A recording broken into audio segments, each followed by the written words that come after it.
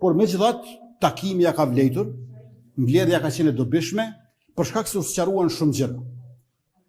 E njëra ndër gjërat që u sqarua, me të vërtetë është e çuditshme dhe është brengosë. E kjo është që për bindjen time të fuqishme, partitë opozitare, PDK dhe LDK e kanë keq lexuar atë gjykimin e gjykatës kushtetuese dhe po e keq interpretojnë atë publikisht. Në këtë aspekt, konkretisht,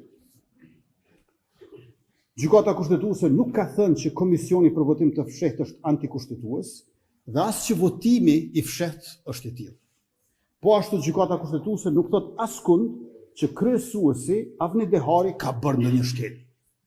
Tjetra, në asnjë paragraf dhe me asnjë fjali të asnjë paragrafi nuk thot gjykata kushtetuese që ka pasur shmangje nga rendi i ditës.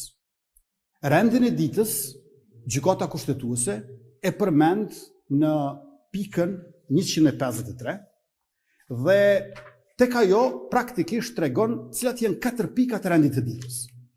Në paragrafin 153, gjykata kushtetuese, kur i numëron këto 4 pika, praktikisht aty shihet qartë se bëhet fjalë për synime të rendit të ditës, jo për mënyra. Këtu besoj që është lajthitja në cilën ka rënë opozita.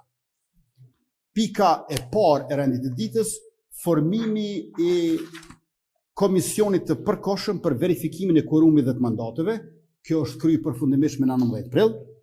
Betimi i deputetëve, kjo është kryer me 19 prill. E mandej vjen zgjedhja e kryetarit të kuvendit dhe zgjedhja e nënkretarëve të kuvendit që nuk janë bërë ende. Pra nga rendi i ditës, 2 pika janë kryer e 2 jo. Por rendi i ditës nuk flet për mënyra si arrin të një destinim, por flet për ato destinime.